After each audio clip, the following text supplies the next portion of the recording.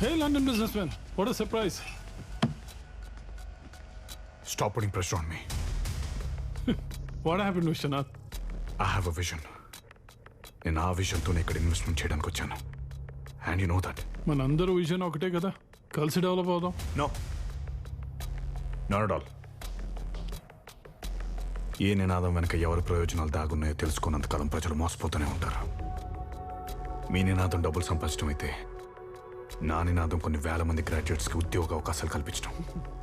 ఫిజికల్గా లేని కేవలం పేపర్ మీద మాత్రం ఉండే సోకాల్డ్ సూట్ కేస్ కంపెనీ పైన 100 కోట్లు ఇన్వెస్ట్ చేయడానికి నేను సిద్ధంగా లేను.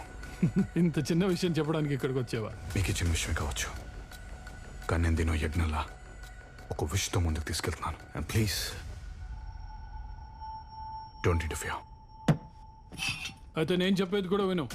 నీ యజ్ఞం సవ్యంగా సాగాలంటే మా విష్ ఫుల్ఫిల్ అవ్వాలి, లేకపోతే నీ యజ్ఞం మధ్యలోనే ఆగిపోతుంది.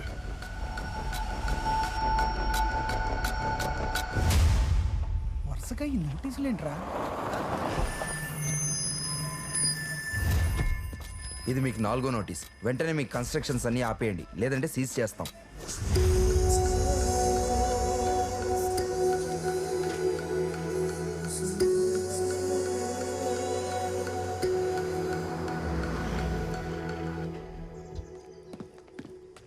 సార్ చాలా బిజీగా ఉన్నారు, కలవడం కుదరదు. I'll wait. మీ ఇష్టం.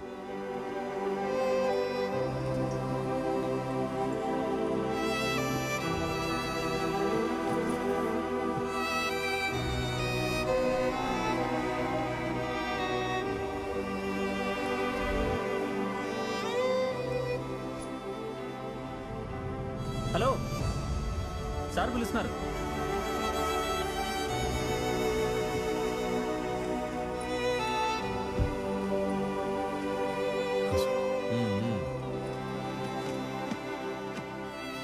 సి మిస్టర్ విశ్వనాథ్, నువ్వు నా చుట్టూ నా ఇంటి చుట్టూ తిరగటం వల్ల నీకు ఎలాంటి ఉపయోగం లేదు. అది కాదు సార్, బిజినెస్ సమిట్లో చెప్పింది ఏంటి? ఇప్పుడు నోటీసులు ఏంటి? వర్క్ మధ్యలో ఉంది సార్.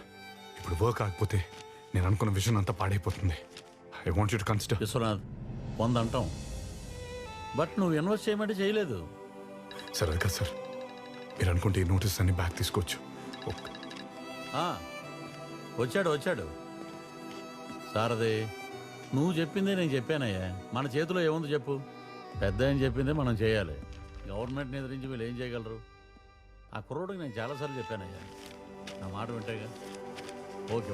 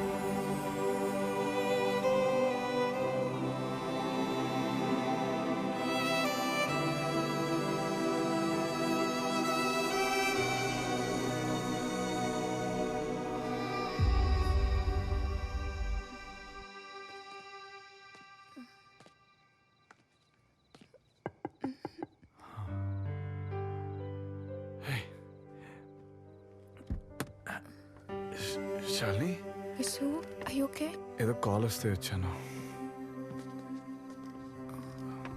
నువ్వెందుకు లేచావు? నాకు నిద్ర పట్టట్లేదు.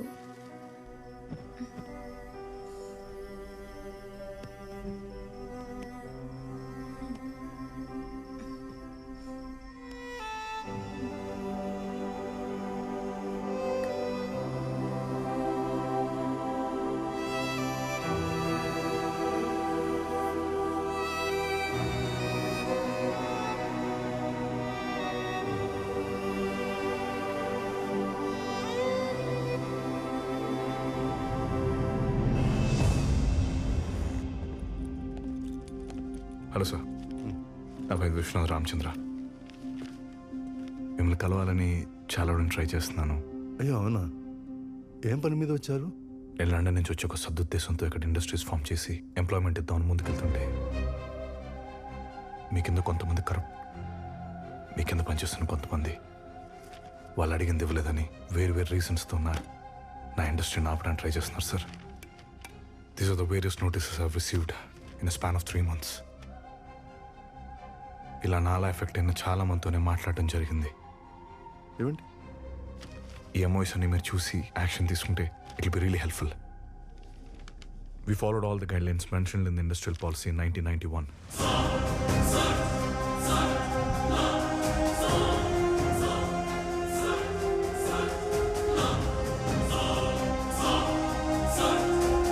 ఓకే, నాకు చెప్పారు కదా, మీరు వెళ్ళండి, నేను చూసుకుంటా. Thank you, sir.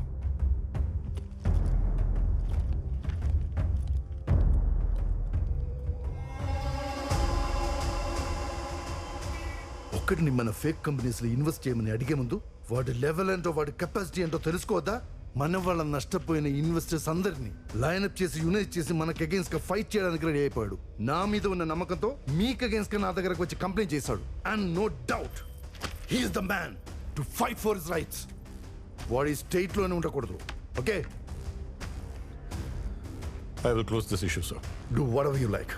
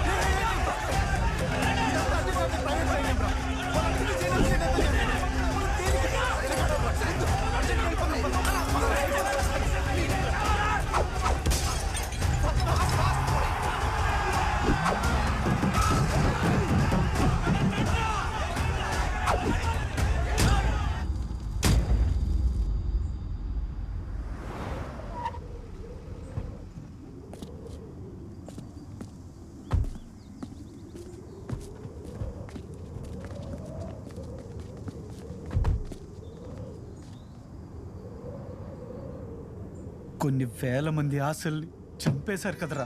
మేము చెప్పాం కదా గాడ్సే, మేము అలవాటు పడిపోయామని. మా బ్రతుకులు ఇంతే. మాకేదో మంచి చేయాలని చెప్పి మధ్యలో నువ్వు ఇరుక్కున్నావురా, అదే ఇంకా బాధగా ఉంది. గాడ్సే, మా గురించి మాలాంటి వాళ్ళ గురించి నీ జీవితం ఎందుకురా నాశనం చేసుకుంటావు?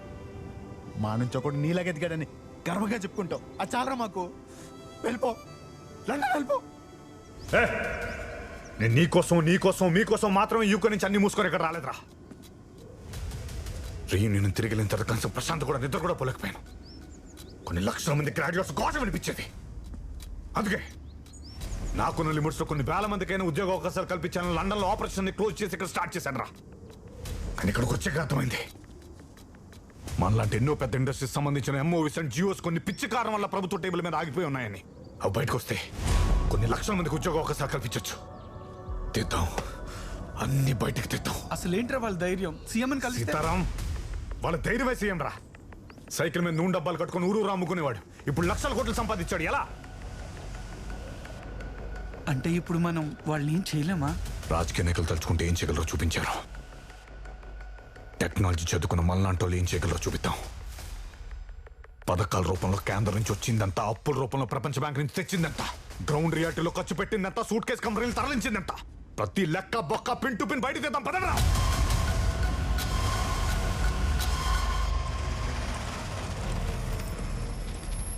Yes, what?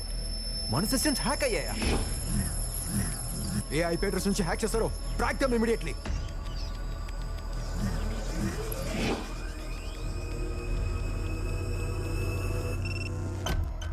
మన టోటల్ సిస్టమ్స్ హ్యాక్ అయ్యాయి సార్. డేటా మొత్తం హ్యాకర్ చేతిలో ఉంది. వాళ్ళని ట్రేస్ చేస్తున్నాం సార్. గైస్, హ్యాక్ చేసిన ఐపీ అడ్రస్ ని ట్రాక్ చేశారా? No sir, we are trying. Come on, track them.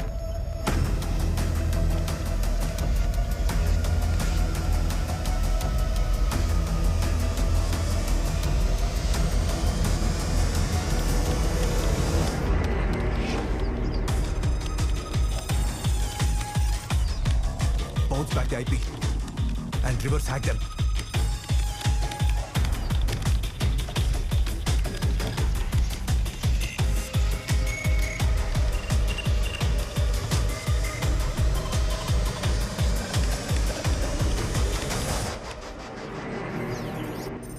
Got an information from intelligence. వాడు గవర్నమెంట్లోని అన్ని సైట్స్ని హ్యాక్ చేసి కాన్ఫిడెన్షియల్ ఇన్ఫర్మేషన్ మొత్తం లాక్కున్నాడు. అది బయటకు వస్తే మన ప్రభుత్వం మొత్తం కూలిపోవడం ఖాయం.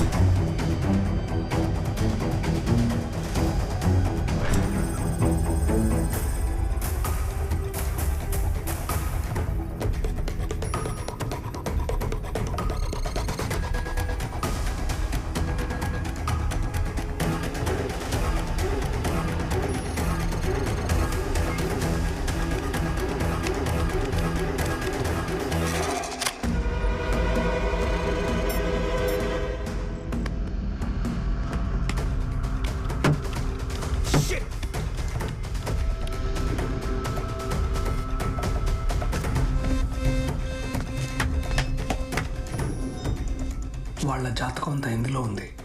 దీంతో గవర్నర్ని కలవచ్చు.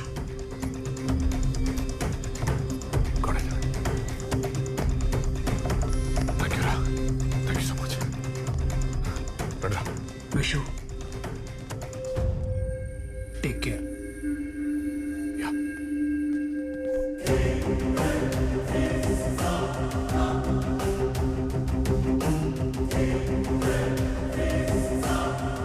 ఇంత సెన్సిటివ్ డేటాతో గవర్నర్ని కలవడానికి వెళ్తున్నాం. ఏమైనా ఉపయోగం ఉంటుందా? ఎవరో ఒకరితో ధర్మాన్ని కాపాడేలా చేయడమే నేచర్ లక్షణం. ఆ ఫెయిత్ ఏమన్నా నడిపిస్తుంది. Faith faith faith faith faith.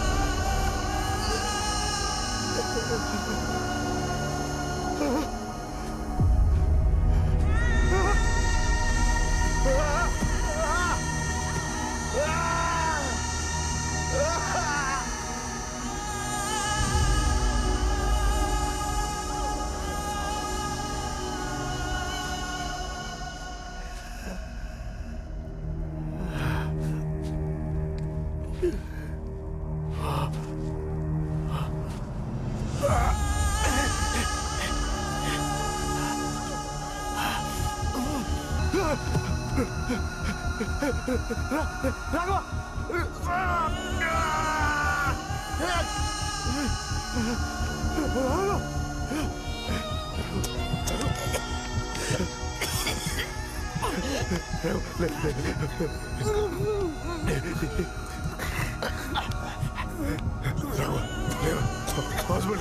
హాస్పిటల్కి వెళ్తారా రాఘవ లేరా హాస్పిటల్ తీసుకెళ్తారా నేను పిలవడానికి కొన్నిట్లేదురా నెల కాపాడుకుంటా చివరిగా ఒక్కసారి అలా అనుకున్నా రాఘవ రాఘవ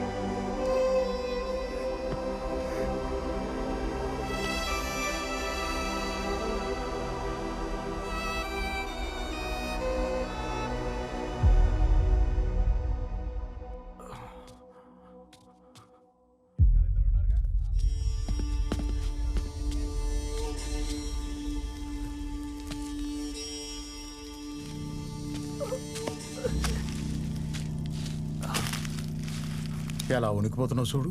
ఇందా ఇది తీసుకో.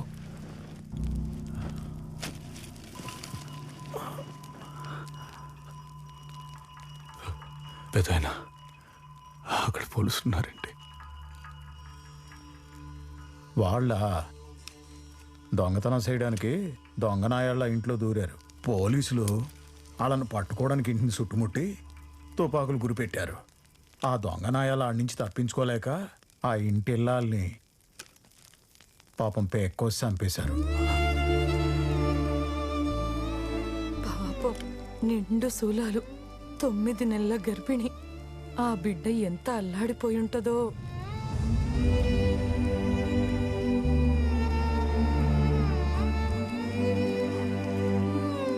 మన బేబీ ఇండియన్ సిటిజన్ గా పుడుతుందని.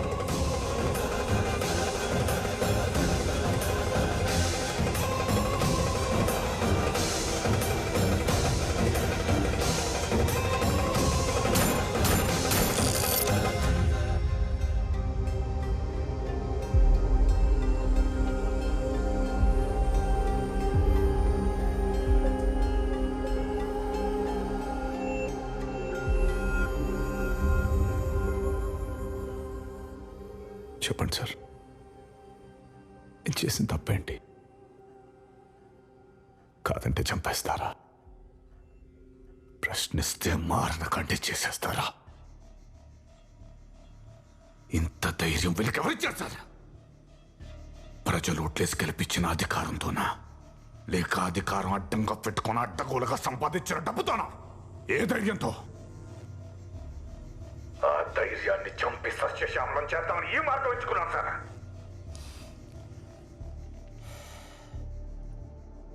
మీకు ఇలా జరగకుండా ఉండాల్సింది. దానికి చింతిస్తున్నాం. కానీ న్యాయం కోసం మీరు ఎన్నుకున్న మార్గం తప్పు. దానికి మనకి చాలా బలమైన సిస్టమ్స్ ఉన్నాయి. దాన్ని అమలుపరిచేందుకు రాజ్యాంగ వ్యవస్థలున్నాయి. ఎక్కడున్నాయి సార్? సిస్టాల్ని కష్టాల్లో పడేసి వ్యవస్థను అవస్థల పాలు చేస్తున్న నాయకులు ఉన్నంత వరకు నాలాంటి వాళ్ళు పుడతానే ఉంటారు సార్. మిస్టర్ పుణ్యమూర్తి, ఒక మీడియా ఛానల్ హెడ్ గా మీ జాబ్ ఏంటో సింపుల్ టర్మ్స్ లో చెప్తారా?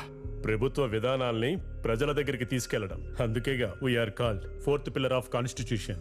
ఓ, 4th pillar of constitution, fancy word. Mister Punyamurthy, ఈ న్యూస్ ఏంటి? మరణంలోనూ వేడని మైత్రి. బ్యాంకుకు టోకరా బిజినెస్ మ్యాన్ పరార్, దోపిడీ దొంగల చేతిలో గృహిణి హత్య, నచ్చిన వాళ్ళని అందరం ఎక్కించడం, నచ్చని వాళ్ళని పాతాళంలోకి తొక్కేయడం. నిజమని పేరు పెట్టుకున్న అబద్ధాన్ని ప్రజల మీద రుద్దుతున్నారు కదరా.